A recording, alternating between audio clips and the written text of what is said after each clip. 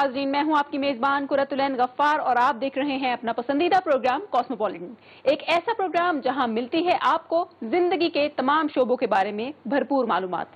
आज के प्रोग्राम का बाकायदा आगाज करने से पहले मैं एक अहम मसले के बारे में आपसे बात करना चाहूंगी और वो मसला है ब्रेस्ट कैंसर का। जी हां, ब्रेस्ट कैंसर एक ऐसी बीमारी जो अब तेजी से दुनिया भर की खवातीन को अपनी लपेट में ले रही है। अगर पाकिस्तान की बात करें तो यहाँ खास तौर पर दही इलाकों में ब्रेस्ट कैंसर की बीमारी तेजी से फैल रही है, जिसकी वजह से बहुत ज्यादा अमवात हो रही हैं। यहाँ पर मैं बात करूंगी पाकिस्तान की मारूफ अदाकारा नादिया जमील की, जो ब्रेस्ट कैंसर के आर्जे में मुब्तला हैं और बड़ी बहादुरी से इस बीमारी की जंग लड़ रही हैं।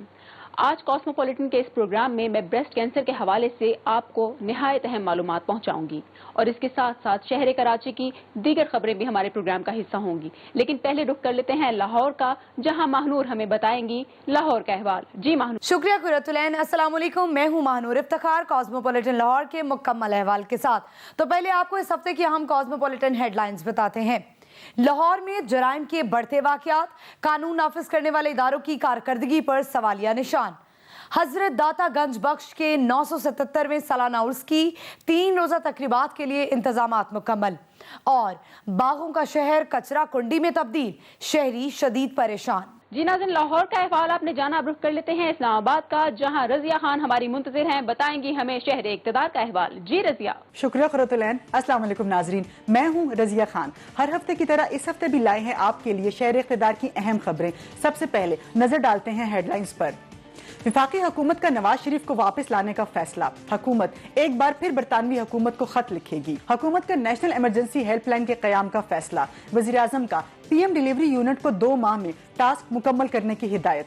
अफगान मुफाहमती कौंसिल के सरबराह डॉक्टर अब्दुल्ला का 3 रोजा दौरा पाकिस्तान मुकम्मल। अब्दुल्ला की अफगान अमन के लिए की गई पाकिस्तान की कोशिशों की तारीफ। जी तो नाज़रीन, इस्लामाबाद और लाहौर की खास खबरें आपने जान ली। अब मैं आपको बताऊंगी शहर कराची की इस हफ्ते की खास खबरें। लेकिन खबरों से पहले जान लेते हैं इन खबरों की हेडलाइंस। ब्रेस्ट कैंसर पाकिस्तान समेत पूरी दुनिया की खवातीन के लिए खतरा। इस जानलेवा मर्ज से निमटने के लिए भरपूर आगाही मुहिम चलाना वक्त की अहम जरूरत बन गया है। कराची में कोरोना वायरस फिर से सर उठाने लग गया। शहरियों में तशवीश की लहर दौड़ गई। शहर के कई इलाकों में माइक्रो स्मार्ट लॉकडाउन नाफिज कर दिया गया। सिंध असेंबली के अपोजिशन लीडर को अपनी ही पार्टी के खिलाफ बोलना महंगा पड़ गया। फिरदौस शमीम नकवी ने अपने ओहदे से इस्तीफा दे दिया। दूसरी तरफ पाकिस्तान में साइबर क्राइम करने वालों से निमटने के लिए साइबर सिक्योरिटी सिस्टम तैयार कर लिया गया। और कराची समेत सिंध भर में गैर मयारी सिलेंडर्स के खिलाफ क्रैकडाउन शुरू कर दिया गया। कराची समेत सिंध भर में तालीमी इदारे खुल गए। छोटे बच्चों ने भी स्कूल जाना शुरू कर दिया। नाज़रीन, आज के प्रोग्राम का आगाज मैं किसी खबर से नहीं करूंगी, बल्कि मैं इस प्रोग्राम के तवस्सुत से ब्रेस्ट कैंसर के बारे में अपने नाज़रीन को तफसील से आगाह करूंगी। ब्रेस्ट कैंसर एक ऐसी बीमारी है जो दुनिया में तो बहुत तेजी से फैल रही है, लेकिन पाकिस्तान में हर तबके की खवातीन में ब्रेस्ट कैंसर का मर्ज देखने में आ रहा है, जो कि बहुत तशवीशनाक सूरत हाल है। एक रिपोर्ट के मुताबिक हर 9 में से 1 खातून को पाकिस्तान में ब्रेस्ट कैंसर का मर्ज लाहक हो रहा है। दुनिया भर में हर साल अक्टूबर के महीने में छाती के सरतान से मुतालिक शऊर देने के लिए हर सतह पर कोशिशें की जाती हैं। आलमी इदारे सेहत के आदाद शुमार के मुताबिक दुनिया में हर साल छाती के सरतान में मुब्तला खवातीन के 130 मिलियन से जायद केसेस रजिस्टर हो रहे हैं। इसके अलावा दुनिया भर में हर साल 4,58,000 से जायद खवातीन इस कैंसर के हाथों जिंदगी की बाजी हार जाती हैं। इन खवातीन में 2,69,000 खवातीन का ताल्लुक तरक्की पजीर ममालिक से है। इन ममालिक में तिब्बी सहूलतों और इस मर्ज के बारे में आगाही न होने की वजह से छाती का कैंसर ज्यादातर खवातीन की जिंदगियां निगल जाता है। ब्रेस्ट कैंसर दुनिया भर की खवातीन में तेजी से फैलने वाला मर्ज है। ये मर्ज सिर्फ तरक्की पजीर ममालिक में ही नहीं बल्कि तरक्की याफ्ता ममालिक की खवातीन में भी तेजी से फैल रहा है। अलबत्ता तरक्की पजीर ममालिक की खवातीन छाती के कैंसर में ज्यादा तादाद में मुब्तला हो रही हैं। ایک رپورٹ کے مطابق پاکستان میں ہر 9 میں سے ایک خاتون بریسٹ کینسر کا شکار ہو رہی ہے۔ اگر اس مرض میں ابتدائی طور پر تشخیص کر لی جائے تو اس کے علاج میں آسانی ہو جاتی ہے، لیکن بدقسمتی سے ترقی پذیر ممالک میں اس مرض کے حوالے سے معلومات میں کمی اور طبی سہولتیں نہ ہونے کی وجہ سے خواتین کو آخری وقت تک اس بیماری کا پتہ نہیں چلتا۔ پاکستان میں اس حوالے سے کوششوں کا دائرہ کار دیہی سطح تک بڑھانے کی اشد ضرورت ہے۔ اس کے لیے حکومت کو سنجیدہ کوششیں کرنا ہوں گی۔ دنیا بریسٹ کینسر سے نمٹنے کے لیے تیار ہو چکی ہے۔ اب ہمیں یہ فیصلہ کرنا ہے کہ ہم اس مرض سے نمٹنے کے لیے کس حد تک کوششیں کر سکتے ہیں۔ اب رخ کرتے ہیں پروگرام کی باقی خبروں کی طرف۔ سب سے پہلے اور سب سے اہم خبر یہ کہ کرونا وائرس نے پاکستان کے سب سے بڑے شہر کراچی میں ایک بار پھر سے سر اٹھانا شروع کر دیا ہے۔ کرونا وائرس کے نئے کیسز سامنے آنے کے بعد سندھ حکومت بہت متحرک ہو گئی ہے۔ شہر کے مختلف علاقوں میں مائکرو سمارٹ لاک ڈاؤن نافذ کر دیا گیا ہے۔ کئی مہینے تک شہر کراچی میں کرونا کی وجہ سے معمولات زندگی محدود رہے اور کاروبار زندگی بھی تقریباً معطل رہا۔ پھر خدا خدا کر کے معمولات زندگی بحال ہوئے، لیکن اب کرونا کیسز کی نئی لہر نے کراچی کے شہریوں میں تشویش کی نئی لہر دوڑا دی ہے۔ ایکسپریس نیوز کے نمائندے نعیم خانزادہ کے مطابق کراچی میں کرونا کیسز میں اضافے کے بعد مائکرو لاک ڈاؤن بھی مزید علاقوں تک بڑھا دیا گیا ہے۔ انتظامیہ نے 5 اضلاع میں اسمارٹ لاک ڈاؤن نافذ کر دیا ہے۔ 15 اکتوبر تک کورنگی کے مختلف علاقوں میں لاک ڈاؤن ہوگا۔ حکم نامے کے مطابق کورنگی نمبر 2، الفلاح سوسائٹی، شادمان، ملیر ٹاؤن اور درخشاں سوسائٹی ملیر میں بھی لاک ڈاؤن کا نفاذ ہوگا، جبکہ ضلع شرقی کے بھی 5 مقامات پر 17 اکتوبر تک لاک ڈاؤن نافذ کیا گیا ہے، جس میں المصطفیٰ اپارٹمنٹ، گلشن اقبال، عسکری 4، گلستان جوہر بلاک 13 میں لاک ڈاؤن ہوگا، جبکہ چند دن پہلے ضلع جنوبی اور ضلع غربی کے بھی چند علاقوں میں مائکرو اسمارٹ لاک ڈاؤن کی پابندیاں عائد کی گئی تھیں۔ ان علاقوں میں میڈیکل اسٹور اور ضروری اشیاء کی دکانیں مخصوص ٹائمنگ میں کھولنے کی اجازت دی گئی ہے۔ ان مقامات پر رکشا، ٹیکسی سمیت آن لائن پبلک ٹرانسپورٹ کی سروس کی بھی بندش ہوگی۔ شہر بھر میں SOP کی خلاف ورزی کرنے والے ریسٹورانٹ، چائے خانوں اور تعلیمی اداروں کے خلاف بھی کارروائی کی جائے گی۔ جی تو ناظرین، یہاں پر لیتے ہیں ایک چھوٹا سا بریک، کہیں مت جائے گا، stay with us.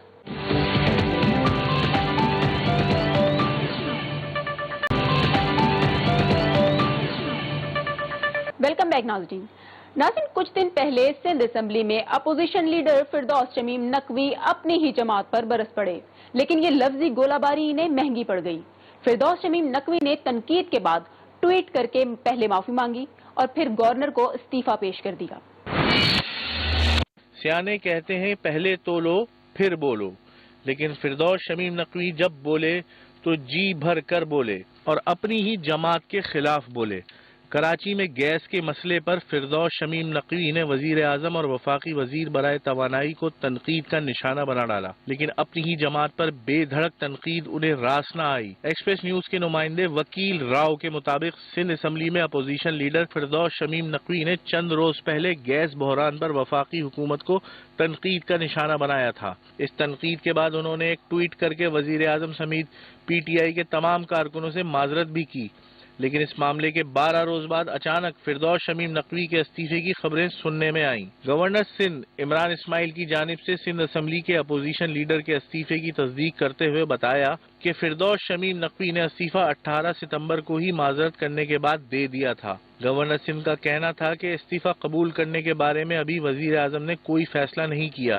Governor Sindh نے مزید کہا کہ فردوس شمیم نقوی نے اخلاقی گراؤنڈ پر استعفیٰ مجھے دیا ہے۔ کیا وزیر اعظم سندھ اسمبلی کے اپوزیشن لیڈر کا استعفیٰ قبول کریں گے یا ان کی معذرت قبول کر لی جائے گی؟ اس کا اندازہ جلد ہی ہو جائے گا۔ ناظرین، سائبر کرائم پوری دنیا میں پھیلتے جا رہے ہیں۔ ان سائبر لٹیروں سے صرف عام انٹرنیٹ صارفین کو ہی خطرہ نہیں بلکہ بڑے بڑے مالیاتی ادارے ان سائبر لٹیروں کے ہاتھوں پریشان رہتے ہیں، لیکن پاکستانی اداروں نے ان سائبر لٹیروں سے نمٹنے کے لیے ملکی سطح پر ایک سائبر سیکیورٹی سسٹم تیار کر لیا ہے۔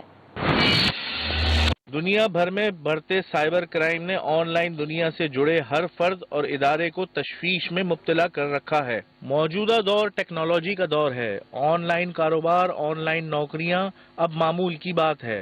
لیکن اس کے ساتھ ساتھ آن لائن فراڈ کی کہانیاں بھی اب روزمرہ کا معمول بنتی جا رہی ہیں۔ سائبر کرائم میں ملوث افراد بڑے بڑے مالیاتی اداروں کو اپنا اہم پیش رفت ہوئی ہے۔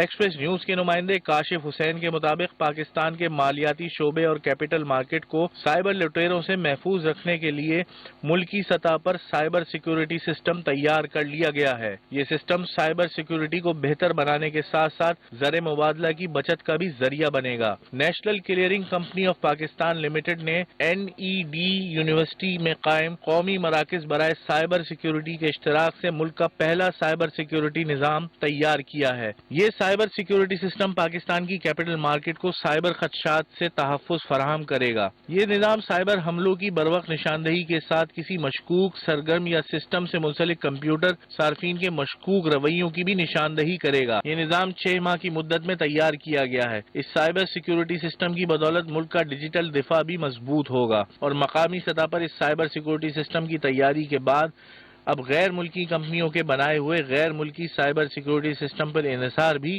کم ہوگا۔ ناظرین، آخرکار سندھ سرکار کو ہوش آ ہی گیا۔ سندھ بھر کی پبلک ٹرانسپورٹ میں نصب غیر معیاری CNG سلنڈرز کے خلاف کریک ڈاؤن کا آغاز کر دیا گیا ہے۔ ان غیر معیاری CNG سلنڈرز کی وجہ سے جان لیوا حادثات رونما ہوتے رہتے تھے۔ سندھ حکومت کا یہ اقدام اس حوالے سے بہت اہم سمجھا جا رہا ہے۔ کراچی سمیت سندھ بھر میں پبلک ٹرانسپورٹ میں CNG سلنڈرز کے خلاف کریک ڈاؤن کا آغاز کر دیا گیا ہے۔ صوبائی وزیر ٹرانسپورٹ کا اس حوالے سے کہنا ہے کہ سندھ بھر میں غیر معیاری سلنڈرز کی وجہ سے حادثات ہو رہے ہیں۔ والدین اپنے بچوں کو گیس سلنڈر والی گاڑیوں میں مت بھیجیں۔ ایکسپریس نیوز کے نمائندے راہیل سلمان کے مطابق ٹریفک پولیس کی جانب سے پبلک ٹرانسپورٹ میں CNG سلنڈرز کے خلاف کارروائی شروع کر دی گئی۔ اس کارروائی کے دوران بسوں، ویگنوں اور کوچز سے غیر معیاری سلنڈرز کو اتارا گیا اور جرمانے بھی کیے گئے۔ ٹریفک پولیس حکام کا کہنا ہے کہ غیر معیاری اور LPG سلنڈرز کسی صورت پبلک ٹرانسپورٹ میں استعمال کرنے کی اجازت نہیں دی جائے گی۔ وزیر ٹرانسپورٹ سندھ اویس قادر شاہ کہتے ہیں کہ سندھ بھر میں غیر معیاری سلنڈرز کے خلاف کارروائی شروع کر دی گئی ہے تاکہ عوام کو حادثات سے بچایا جا سکے۔ ناظرین، اس ہفتے تعلیم کے شعبے کی سب سے بڑی خبر یہ ہے کہ کراچی سمیت سندھ بھر میں پرائمری سے مڈل کلاسز تک کے بچوں کو اب اسکول جانے کی اجازت مل گئی ہے۔ اس سے پہلے صرف سیکنڈری کلاسز، کالجز اور یونیورسٹیز کو کھولا گیا تھا۔ بچوں کو اسکول جانے کی اجازت تو مل گئی، لیکن اب اسکول انتظامیہ کی ذمہ داریاں بھی بہت بڑھ گئی ہیں۔ کراچی سمیت سندھ بھر میں تمام تعلیمی ادارے مکمل طور پہ کھول دیے گئے ہیں۔ پرائمری سے مڈل کلاسز تک کے بچوں نے بھی اسکول جانا شروع کر دیا ہے۔ دوسری طرف اسکولوں کی انتظامیہ کی طرف سے کورونا SOPs پر مکمل عمل درآمد بھی کرایا جا رہا ہے۔ ایکسپریس نیوز کی نمائندہ رجا فاطمہ کے مطابق کورونا وبا کی وجہ سے 7 ماہ کی طویل بندش کے بعد کراچی سمیت صوبہ بھر میں نجی اور سرکاری تعلیمی ادارے مکمل طور پہ کھول دیے گئے۔ تقریباً 7 ماہ بعد پرائمری سے مڈل کلاس شروع ہونے کے بعد طلبہ اپنے والدین کے ہمراہ فیس ماسک کے ساتھ اسکول پہنچے۔ اسکول انتظامیہ کی جانب سے بھی SOPs پر عمل درآمد کے لیے بھرپور انتظامات کیے گئے ہیں۔ وزیر تعلیم سندھ سعید غنی نے مختلف نجی اسکولوں کا دورہ کیا اور SOPs پر عمل درآمد پر اطمینان کا اظہار کیا۔ صوبائی وزیر تعلیم سعید غنی نے اسکول کی انتظامیہ کو تنبیہ کی ہے کہ SOPs پر عمل درآمد نہ کرنے والے تعلیمی اداروں کے خلاف سخت کارروائی کی جائے گی۔ جی تو ناظرین، یہ تھا شہر کراچی کا ہفتے بھر کا احوال۔ اب مجھے اجازت دیجیے اور رخ کرتے ہیں لاہور کا، جہاں ماہنور آپ کی منتظر ہیں، بتائیں گے آپ کو لاہور کا احوال۔ Over to you Mahnoor. Welcome back. بات کرتے ہیں لاہور کاسموپولیٹن کی پہلی سٹوری کی۔ ناظرین، اغوا، زیادتی، قتل اور اسٹریٹ کرائم آئے روز خبروں میں ہم سنتے ہیں، جن میں موٹر وے زیادتی، پلاسٹک گن سے شہریوں کو لوٹنا اور نوکری کا جھانسا دے کر اجتماعی زیادتی کا نشانہ بنانے سمیت کئی دل دہلا دینے والے جرائم شامل ہیں۔ رواں برس جرائم کی شرح میں خطرناک حد تک اضافہ ہوا ہے، جو کہ قانون نافذ کرنے والے اداروں کی کارکردگی پر سوالیہ نشان ہے۔ اگر ان سنگین جرائم کو روکنے کے لیے مؤثر قانون سازی اور اس پر فوری عمل درآمد نہ کیا گیا تو یہ کسی بڑے طوفان کا پیش خیمہ ثابت ہو سکتا ہے۔ ہمارے معاشرے میں جرائم کیوں پنپ رہے ہیں، اور اس پر بات کرنے کے لیے ہمارے ساتھ موجود ہیں نمائندہ ایکسپریس نیوز نعمان شیخ۔ نعمان، سب سے پہلے تو یہ بتائیں کہ ہمارے معاشرے میں جرائم بڑھنے کی بنیادی وجوہات کیا ہیں؟ دیکھیے جرائم جہاں پہ بڑھنے کا تعلق ہے یہ آبادی کے ساتھ ساتھ بڑھ رہا ہے. میں پہلے جس وقت لاہور پولیس آئی تھی تو اس وقت 12 تھانے تھے اور 12 تھانوں کے ساتھ ایک ایس پی جو ہے وہ ان کو 1947 میں ڈیل کر رہا تھا. اس کے ساتھ ساتھ جس طرح آبادی بڑھی اس طرح پولیس فورس کی تعداد میں اضافہ نہیں ہوا. تھانوں کی تعداد جو ہے وہ بڑھا کے 84 کی گئی، لیکن اس وقت جو ہے 1.5 کروڑ سے زیادہ کی آبادی کا یہ شہر ہے، جس پر اگر ہم دیکھیں جو انگریز کا لاء تھا اس کے مطابق تقریباً 50 جو شہری ہیں ان پہ ایک پولیس اہلکار ہونا چاہیے تھا، لیکن اس وقت ہمارے 650 جو شہری ہیں ان کے اوپر ایک پولیس اہلکار تعینات ہے. تو 29 سے 30 ہزار جو فورس ہے وہ اس وقت کام کر رہی ہے 1.5 کروڑ سے زائد کی آبادی والے شہر کے ساتھ. تو کرائم کے بڑھنے کی ایک مین وجہ تو یہ ہے کہ پولیس کے پاس نفری بہت کم ہے. دوسرا اس کے بعد پولیس کے جو وسائل ہیں ہم ان پر بات نہیں کرتے، پولیس کے پاس وسائل بھی نہیں ہیں. اس وقت جتنے بھی لاہور کے تھانے ہیں ان میں ایک ایک گاڑی موجود ہے صرف، جو کوئی اچھے تھانے ماڈل تھانے ان میں 2 گاڑیاں ہیں صرف، لیکن انہی گاڑیوں سے انہوں نے سارا کام لینا ہے. 2 سال کے اندر 5 آئی جی تبدیل ہو گئے، اس کے علاوہ لاہور کے کتنی دفعہ ڈی آئی جی تبدیل ہوئے. تو کوئی ایک مستقل پالیسی ابھی تک پولیس کی نہیں بن سکی کہ جس پر چل کے کرائم جو ہے وہ کنٹرول کرنا ہے. اچھا نعمان، یہ بتائیں کہ رواں برس لاہور میں جرائم کے کتنے فیصد کیس رپورٹ ہوئے ہیں اور کن کن علاقوں میں ہوئے ہیں؟ ابھی تک لاہور کے کہہ لیں کہ آپ تقریباً یہ 10 مہینے جو ہیں وہ گزر چکے ہیں، 10واں مہینہ شروع ہو گیا تو 70,000 کے قریب جو ہے وہ ایف آئی آر رجسٹرڈ ہو چکی ہوئی ہیں. اور گزشتہ سالوں میں لاہور کا جو کرائم رہا ہے وہ 1 لاکھ کے قریب رہا ہے، تو اس دفعہ تو لگ رہا ہے کہ یہ 1,10,15,000 تک جائے گا. اور اس میں زیادہ تر وہی علاقے رہے ہیں جس میں جو کہ لاہور کے سرحدی علاقے ہیں، جیسے ٹاپ پہ اگر دیکھیں تو ہم گجرپورہ کا کرائم رہا ہے. اس کے علاوہ میں لاہور کے 6 ڈویژن ہیں تو ہر ڈویژن میں ان کے جو سرحدی علاقوں کے تھانے ہیں وہاں پہ زیادہ کرائم رہا ہے. اس میں شفیق آباد بھی ہے، گجرپورہ بھی ہے، اس کے علاوہ کانا بھی ہے، اور اس کے ساتھ ساتھ غازی آباد والی سائیڈ ہے، پھر جو شادرہ ٹاؤن ہے، یہاں پہ یہ وہ علاقے ہیں جہاں پہ شروع سے ہی کرائم بہت زیادہ ہے. یہاں پہ پولیس کی جو ہے وہ بہت زیادہ پیٹرولنگ کی ضرورت ہے. تو یہ بتائیں کہ محکمہ پولیس کی جانب سے جرائم کو روکنے کے لیے کیا اقدامات کیے جا رہے ہیں؟ اصل میں محکمہ پولیس کی جانب سے اقدامات تو ہر دور میں ہوتے رہے ہیں، لیکن مسئلہ یہی ہے کہ ان کو مستقل بنیادوں پہ نہیں کیا گیا. یہاں پہ محکمہ پولیس کی جانب سے اگر کسی کے گلے پہ ڈور پھرتی ہے تو فوری طور پہ افسران بالا کی جانب سے نوٹس لیا جاتا ہے، اور اس کے بعد ہم یہ دیکھتے ہیں کہ ایک ہفتہ وہ پتنگ بازی کے خلاف ہی کمپین چل رہی ہے. اگر زہریلی شراب سے کسی کی ہلاکت ہوگی تو وہ پتہ چلتا ہے کہ ایک ہفتہ پھر وہ زہریلی شراب پکڑنے میں لگ گئے، وہ سارے کام چھوڑ دیتے ہیں. لیکن اس کے ساتھ ساتھ جو اقدامات ساتھ ساتھ ان کو کرنے چاہیے اس میں یہ ڈیلی بیسس پہ کام کرتے ہیں کہ مستقل بنیادوں پہ یہ کام نہیں ہو رہے کہ ایک اسپیشلی طور پہ ٹیمز بنائی جائیں کہ انہوں نے صرف اور صرف لا اینڈ آرڈر سے ہٹ کے پیٹرولنگ کرنی ہے. لا اینڈ آرڈر کی ذمہ داری جو ہے وہ صرف اتنے جو اہلکار ہیں ہمارے وہ کریں گے. اچھا تو نعمان یہ بتائیں کہ یہ جو سیف سٹی پروجیکٹ ہے اس کی مدد سے جرائم پر کس حد تک کنٹرول ممکن ہو سکا ہے؟ سیف سٹی کی مدد سے یہ ہے کہ کرمنلز جو ہیں ان کو اب یہ پتہ چل گیا کہ کہیں نہ کہیں ہماری فوٹیج جو ہے وہ بن سکتی ہے، ہماری ریکارڈنگ ہو سکتی ہے. تو جو مین روڈز ہیں یہ تو آپ کہہ لیں کہ 70% تک سیکیور ہو چکی ہوئی ہیں، جہاں جہاں کیمرے لگے ہوئے ہیں اور جہاں جہاں پہ ان کی مدد سے ڈولفن جو فورس جو ہے وہ رسپونڈ کر رہی ہے. لیکن کیونکہ یہ پروجیکٹ ابھی صرف مین روڈز پہ ہے، جو ہماری گلیاں ہیں، لنک روڈز ہیں، وہاں پہ یہ ابھی کیمرے نہیں لگے ہوئے، تو اس کی وجہ سے وہاں پہ کرائم جو ہے اس کی ریشو زیادہ ہے as compared to main road. Main road پہ ان کیمروں کے لگنے سے اتنا ضرور فائدہ ہوا ہے کہ کرمنل ایکٹیویٹیز بھی ان روڈ پہ کم ہوئی ہیں اور وہاں پہ پیٹرولنگ بھی زیادہ ہوئی ہے، کیونکہ ان کیمروں کی مدد سے پولیس کی جو پیٹرولنگ ہے وہ بھی مانیٹر ہو رہی ہوتی ہے. آگے بڑھیں اور آپ کو بتائیں کہ حضرت داتا گنج بخش رحمۃ اللہ علیہ کے 977ویں سالانہ عرس کی 3 روزہ تقریبات کے لیے انتظامات مکمل کر لیے گئے ہیں. عرس کی تقریبات 6 اکتوبر سے شروع ہو رہی ہیں. روحانی محافل کے لیے مشائخ و دینی علماء کرام اور نعت خوانوں کو مدعو کیا جائے گا. اور پنجاب حکومت کی جانب سے حضرت داتا گنج بخش کے عرس کے موقع پر 8 اکتوبر کو مقامی تعطیل کا اعلان کر دیا ہے. اور اس کے موقع پر سیکیورٹی پلان کیا ہے اور زائرین کس طرح دربار میں داخل ہو سکیں گے، اس حوالے سے یہ رپورٹ دیکھیے.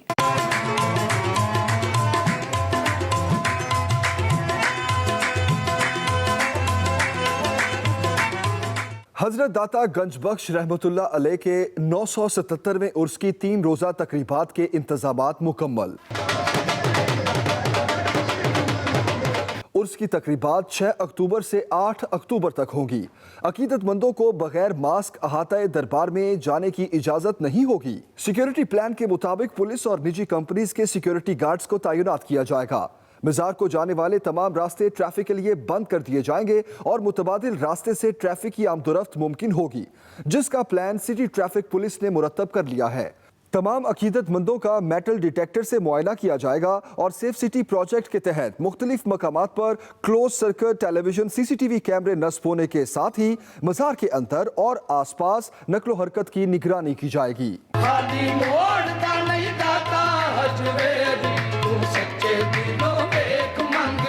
پروگرام میں آگے بڑھتے ہیں اور آپ کو بتائیں کہ لاہور ویسٹ مینجمنٹ کمپنی کے چیئرمین بدلے، MD بدلے، مگر محکمے کا مزاج نہ بدل سکا۔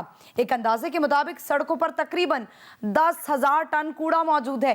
شادمان، ایبٹ روڈ، لکشمی چوک، مال روڈ کے اطراف کوڑے کے ڈھیر موجود ہیں۔ علاوہ ازیں چائنا اسکیم، شالامار باغ، گڑی شاہو، انارکلی کے علاقوں میں بھی گندگی جمع ہو گئی ہے۔ تقریباً 4,500 سے زائد کنٹینرز ہیں جن کو خالی نہیں کیا گیا۔ کوڑے کے ڈھیر لگنے سے اٹھنے والی بدبو سے شہر میں تعفن پھیلنے لگا۔ دیکھنا یہ ہے کہ نئے چیئرمین نے عہدہ سنبھال لیا ہے اور شہر میں صفائی کے نظام کو بہتر بنانے کے لیے کیا اقدامات کر رہے ہیں۔ سر یہ بتائیے گا کہ شہر میں کچرا جمع ہونے کی وجوہات کیا ہے اور یہ کچرا کیوں نہیں اٹھایا جا رہا؟ کچرا جمع ہونے کی سب سے بڑی وجہ یہ ہے کہ تقریباً 2 ہفتے کا بیک لاگ ہے۔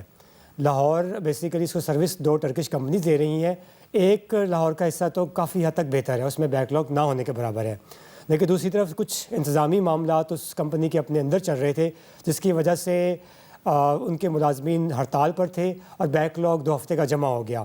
لیکن ہم نے اپنی کوشش شروع کر دی ہیں وزیر اعلیٰ اور حکومت کی ہدایت کے مطابق، اور تقریباً 30% بیک لاگ جو ہے وہ کلیئر کیا جا چکا ہے، اور ہمارا یہ وعدہ ہے اور امید ہے کہ جس طریقے سے ہماری LWMC کی ٹیم کام کر رہی ہے تو ہم انشاءاللہ اگلے 4 سے 5 دن میں باقی تمام بیک لاگ بھی کلیئر کر دیں۔ یہ بتائیں کہ کچرا اٹھانے کا حل کیا ہے، کب تک اس کو شہر سے کلیئر کر دیا جائے گا؟ انشاءاللہ ہم اسے 5 دن میں کلیئر کر دیں گے۔ اس کے لیے جو ہم نے اسٹریٹجی بنائی وہ یہ تھی کہ MC جو ہے وہ خود رورل علاقے کا جو لاہور کو ہے اس کو سروسز دیتی ہے۔ ہم نے وہاں سے تمام اپنی مشینری کو کلوز کیا۔ اس کو جو سب سے زیادہ افیکٹڈ ایریا تھا وہ نارتھ لاہور ہے۔ ہم تمام اپنی مشینری کو بھی ادھر لے آئے۔ ہم نے اس وقت تک پچھلے 48 آور سے ہم کنٹینیوس آپریشنز کر رہے ہیں، اور اس وقت کافی حد تک ایٹ لیسٹ جو سڑکیں ہیں، گلیاں ہیں، وہاں سے ہم بیک لاگ کلیئر کرنے میں کامیاب ہو گئے ہیں۔ کچرا اٹھانے کے لیے پوائنٹس نہیں بنائے گئے اور شہری جگہ جگہ پر کوڑا پھینک دیتے ہیں۔ اس حوالے سے شہریوں کو آپ کیا پیغام دیں گے؟ کچرے کو اٹھانے کے لیے اس کرائسس سے نکلنے کے 2 حصے تھے۔ ایک تو یہ تھا کہ انسٹیٹیوشن اپنی کمٹمنٹ دکھاتا، اس کے لیے LWMC اور جو کمپنی ہم ایک ٹیم بنے ہیں، اور ہم نے تمام اپنے ملازمین کی چھٹیاں بھی منسوخ کی ہیں، اور ہم نے کمٹمنٹ کے تحت کوشش کی ہے کہ اس بیک لاگ کو ختم کیا جائے۔ پورے شہر میں کچرے کو پھینکنے کے کچھ مخصوص ڈسٹ بنز ہیں۔ ہماری ریکویسٹ ہے کہ ان ڈسٹ بنز میں پھینکا جائے۔ اس میں سب سے اہم رول وہ یہ ہے کہ ہماری میڈیا سے اپیل ہے کہ وہ عوام کو یہ اویئرنیس دیں کہ جو ہم نے کچرا پھینکنا ہے وہ ان صرف ڈسٹ بن میں پھینکا جائے، تاکہ وہ کھلے مقامات پہ ادھر ادھر نہ ہو۔ شہر کا اس میں حسن بھی مان پڑتا ہے، اور دوسرا جو سروس دینے والی ایجنسیز ہیں ہمیں بھی پرابلمز آتی ہیں انہیں مختلف جگہوں سے کلیکٹ کر کے اس کو اپنی جگہ پہ فائنلی ڈسپوز کرنے میں۔ یہ بتائیے گا کہ نئے چیئرمین کے آنے سے شہر میں صفائی کے نظام کو بہتر کرنے کے لیے کیا احکامات جاری کیے گئے ہیں، اس حوالے سے بتائیں۔ اسی حوالے سے وزیر اعلیٰ صاحب نے، پنجاب حکومت نے چیئرمین صاحب کو چینج کیا، CO کو چینج کیا، تاکہ جو بیک لاگ ہے کہیں نہ کہیں اگر ادارے میں کوئی پرابلم ہے تو اس کو ٹھیک کیا جا سکے۔ تو چیئرمین صاحب نے آتے ساتھ ہی بہت سے انقلابی اقدامات کیے ہیں۔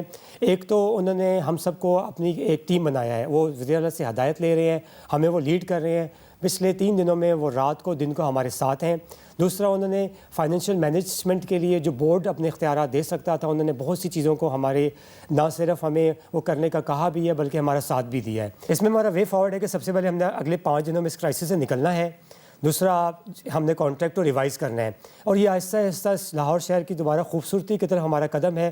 جو وزیر اعظم پاکستان کا، جو وزیر اعلیٰ صاحب کا ایک ویژن تھا کہ ہم نے لاہور کو کلین اینڈ گرین بنانا ہے، تو ہمارا ٹارگٹ یہ ہے کہ اگلے 2 ہفتوں سے 1 ماہ میں اس کو کلین بنایا جائے، اور پھر ہم اس کلین کو گرین کی طرف لے کے چلیں گے۔ تو ناظرین، یہ مہینہ دنیا بھر میں چھاتی کے سرطان سے آگاہی کا مہینہ ہے۔ خواتین میں چھاتی کا سرطان ایک عام بیماری بنتا جا رہا ہے جو جان لیوا ثابت ہو سکتی ہے۔ اس مرض سے آگاہی بے حد ضروری ہے۔ خواتین احتیاط کریں کیونکہ احتیاط علاج سے بہتر ہے۔ تو یہ تھا کاسموپولیٹن لاہور کا احوال۔ اب مجھے دیجیے اجازت، اسلام آباد کے احوال کے ساتھ آپ کو جوائن کریں گی Razia Khan. Over to you Razia.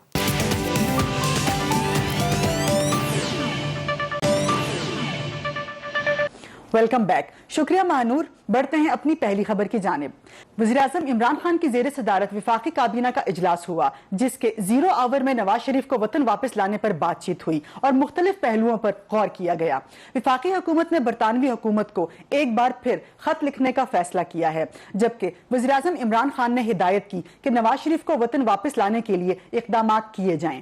اس حوالے سے بات کرتے ہیں نون لیگ کے رہنما ڈاکٹر افنان اللہ خان سے۔ ڈاکٹر صاحب یہ بتائیں کہ وفاقی حکومت نے نواز شریف کو وطن واپس لانے کا فیصلہ کیا ہے، اس حوالے سے نون لیگ کی حکمت عملی کیا ہے؟ دیکھیں، وفاقی حکومت نے جب یہ فیصلہ کیا تھا میاں محمد نواز شریف صاحب کو لندن سے واپس لانے کا، اس کے لیے انہوں نے ایک درخواست جو ہے وہ برطانیہ کی حکومت کو دی تھی، جس کے جواب میں برطانیہ کی حکومت نے پاکستان کی حکومت کو یہ واضح طور پہ بتا دیا ہے کہ سیاسی بنیادوں پہ بنائے گئے کیسز کے اوپر برطانیہ جو ہے وہ ایکسٹریڈیشن نہیں کرتا، اور یہ جو کیسز جن کے آپ ذکر کر رہے ہیں سیاسی بنیادوں پہ بنائے گئے ہیں۔ تو میرا نہیں خیال کہ حکومت جو ہے وہ اس قسم کے، یہ بیسکلی حکومت جو یہ کام کر رہی ہے وہ اس لیے کر رہی ہے کہ وہ یہ بتانا چاہتی ہے کہ جیسے میاں محمد نواز شریف جو ہے وہ قانون سے جو ہے وہ بھاگ گئے ہیں، حالانکہ حقیقت اس بات کی یہ ہے کہ جس کیس میں ان کو جو ہے وہ سزا دی گئی تھی، اس کا جج جو ہے اس نے خود یہ والی بات کہہ دی ہے کہ ہم جو ہے یہ مجھ سے جو ہے یہ سزا دلوائی گئی تھی۔ تو جب ایک جج نے خود یہ بات کہہ دی ہے تو پھر اس بات کی کوئی حقیقت نہیں رہ جاتی، اس بات کی کوئی جگہ نہیں رہ جاتی کہ اس طرح کے معاملات کو جو ہے پرسو کیا جائے۔ مگر اب وہ پرسو کر رہے ہیں تو ان کو منہ کی کھانی پڑے گی، اور آلریڈی ایک دفعہ وہ ٹرائی کر چکے ہیں اور ان کے ہاتھ کچھ آیا نہیں ہے۔ تو اگر وہ اور دوبارہ کرنا چاہتے ہیں تو کرتے رہے، ہمیں اس سے کوئی پرابلم جو ہے وہ نہیں ہے، ہمیں پتہ ہے۔ لیکن میں آپ کو اس بات کا ضرور یقین دلاتا ہوں کہ میاں محمد نواز شریف صاحب صحیح وقت کے اوپر ایک لائے عمل کے تحت انشاءاللہ ضرور پاکستان واپس آئیں گے۔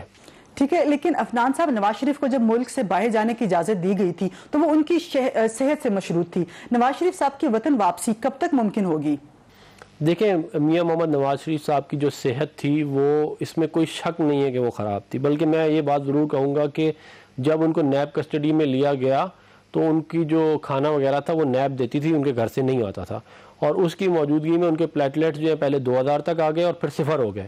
نارمل آدمی کے پلیٹلیٹس اگر 1.5 لاکھ سے 2 لاکھ کے قریب ہوتے ہیں، 2000 ہو جانا تو مطلب یہ ہے کہ آپ کو کسی نے پوائزن کیا ہے یا آپ کوئی نہ کچھ ہوا ضرور ہے آپ کے ساتھ۔ جہاں تک بات رہ گئی جو ہے وہ واپس لانے کی، تو میں نے جیسے پہلے بھی کہا ہے کہ دیکھیں، میاں محمد نواز شریف صاحب جو ہیں وہ پاکستان کے پاپولر ترین لیڈر ہیں، مشہور ترین لیڈر ہیں، ان کے پیچھے پورا پاکستان ہے، ان کی پولیٹیکل پارٹی پاکستان کی سب سے بڑی پولیٹیکل پارٹی ہے، تو وہ آئیں گے واپس، بہت جلد آئیں گے۔ میں کوئی ڈیٹ نہیں دے سکتا، ان کا علاج کے کچھ معاملات ابھی بھی رہتے ہیں جن کو وہ دیکھ رہے ہیں، لیکن انشاءاللہ ایک لائے عمل کے تحت ضرور وہ آپ بہت جلد ان کو پاکستان میں دیکھیں گے۔ جی ڈاکٹر صاحب، لیکن دیکھا جائے تو جو نواز شریف کا حالیہ بیانیہ تھا وہ اتنا سخت انہوں نے موقف اختیار کیا، تو آپ نہیں سمجھتے کہ ان سے نون لیگ کے لیے مشکلات ہو سکتی ہیں؟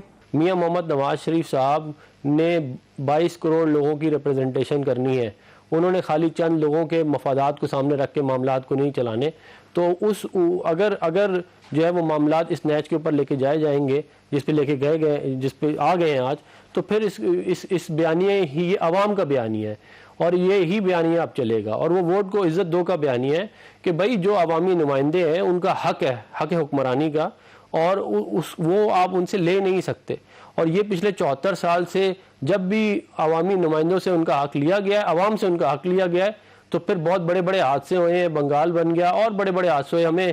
تو بھائی اب آپ مجھے بتائیں نا کہ اگر اس طرح کے معاملات ہوں گے تو میاں محمد نواز شریف صاحب نے تو پھر وہی فیصلہ کرنا ہے نا جو عوام کا فیصلہ ہے، جس میں عوامی مفادات ہیں، تو اس کو سامنے رکھتے ہوئے میاں محمد نواز شریف صاحب جو ہے انہوں نے یہ بیانیہ بالکل لے لیا ہے، اور وہ بیانیہ یہ ہے کہ جس کے آئین میں جو بھی بتایا گیا ہے کہ آپ کا کیا رول ہے، اس رول کے مطابق آپ معاملات چلائیں۔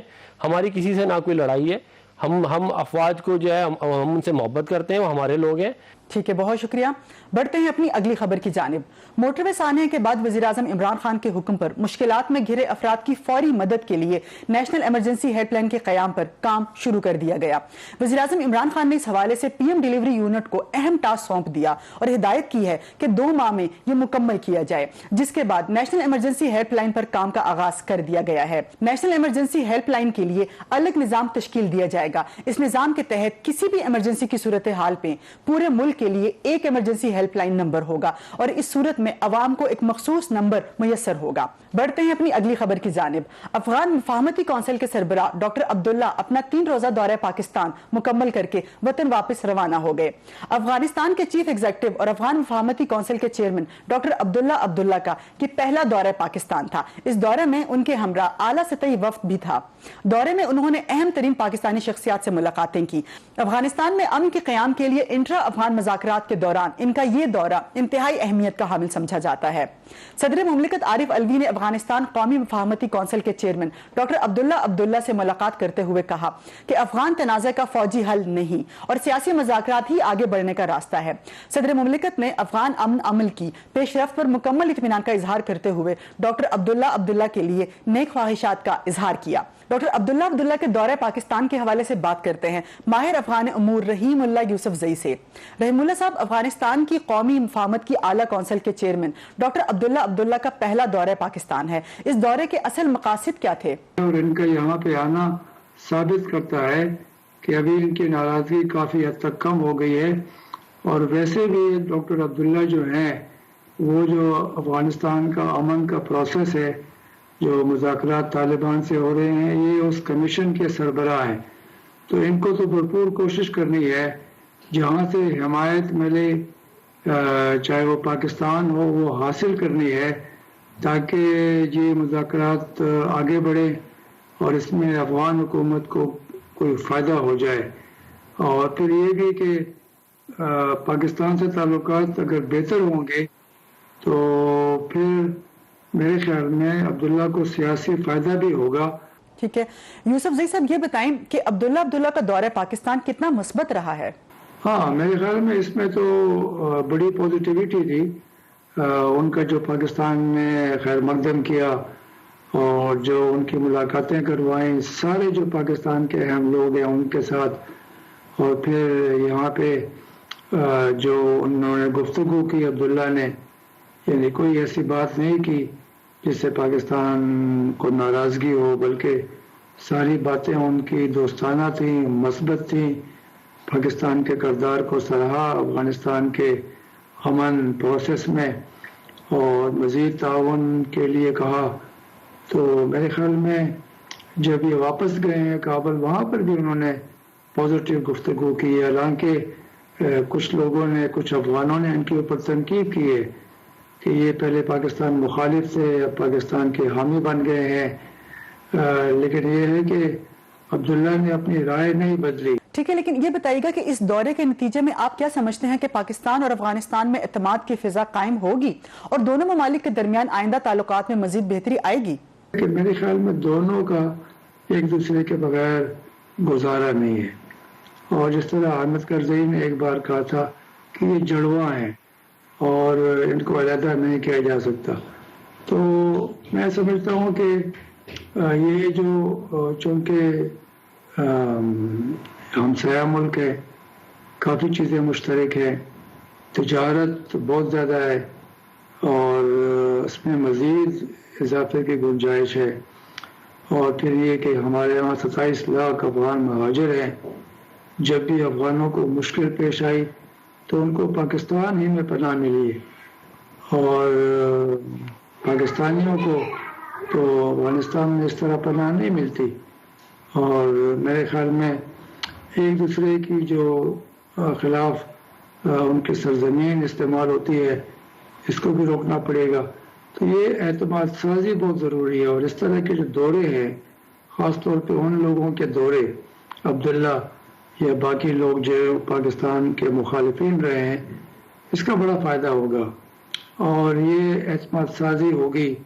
جو بھی شکایتیں ہیں وہ سامنے بیٹھ کر کریں گے اور تعلقات میں بہتری آئے گی. تو مجھے تو کافی امید ہے کہ اس طرح کے دورے مزید ہوں گے، تعلقات پہلے کے مقابلے میں بہتر ہو جائیں گے۔ ٹھیک ہے، یہ بتائیے کہ ڈاکٹر عبداللہ کا دورہ پاکستان افغانستان میں طالبان اور حکومت کے درمیان امن کی راہ ہموار کر پائے گا؟ دیکھیں، مذاکرات تو جو دوحہ میں قطر میں ہو رہے ہیں 12 ستمبر سے، اس میں تو فی الحال کوئی خاص پیش رفت نہیں ہوئی، لیکن یہ کوئی غیر متوقع بات نہیں ہے۔ یہ اتنا پرانا اور پیچیدہ مسئلہ ہے، اور یہ طالبان اور ان کے مخالفین آپس میں اتنی جنگیں کر چکے ہیں کہ یہ اختلافات دور کرنا جو ہے وہ ایک بڑا چیلنج ہے۔ لیکن یہ ہے کہ اس میں پھر ایک تو یہ آپس میں بات کر رہے ہیں، افغان حکومت کا جو 20 رکنی ڈیلیگیشن ہے، طالبان کا 21 رکنی ہے، یہ 41 لوگ جو ہیں یہ ایک ہال میں بیٹھے ہوئے ہیں، کوئی غیر ملکی نہیں ہے، تو افغانوں سے بات ہو رہی ہے، اور اس میں کوئی ظاہر ہے پاکستان کی بھی شرکت نہیں ہے، نہ قطر کی ہے، نہ امریکہ کی ہے۔ لیکن یہ سب کہتے ہیں، یہ ایک فیصلہ ہوا ہے کہ جب بھی رکاوٹ آئے گی تو پھر یہ جو دوست ملک ہیں، جو اسٹیک ہولڈرز ہیں، جن کا اثر ہے کسی بھی فریق کے اوپر، طالبان کے اوپر یا افغان حکومت کے اوپر، تو پھر وہ مصالحت کی کوشش کریں گے۔ ٹھیک ہے، شکریہ۔ دنیا بھر سمیت پاکستان میں ہر سال چھاتی کے سرطان کے حوالے سے پنک ڈے منایا جاتا ہے، جس کے منانے کا مقصد بریسٹ کینسر کے بارے میں آگہی پیدا کرنا ہے۔ ماہرین کے مطابق بریسٹ کینسر پاکستانی خواتین میں سب سے عام اور خطرناک بیماری ہے۔ پاکستان میں ایک اندازے کے مطابق ہر 9 میں سے 1 خاتون بریسٹ کینسر کا شکار ہوتی ہیں، جبکہ پاکستان میں اس وبا کی شرح ایشیائی ممالک میں سب سے بلند ہے۔ ایک اندازے کے مطابق پاکستان میں سالانہ 90,000 خواتین اس موذی مرض کا شکار ہوتی ہیں، جن میں سے 40,000 خواتین موت کے منہ میں چلی جاتی ہیں۔ یہاں تمام دیکھنے والوں سے یہ گزارش ہے کہ اپنا خصوصی خیال رکھیں اور باقاعدگی سے معائنہ کرائیں۔ اس پیغام کے ساتھ مجھے دیجیے اجازت، اگلے ہفتے پھر ملاقات ہوگی۔ اللہ حافظ۔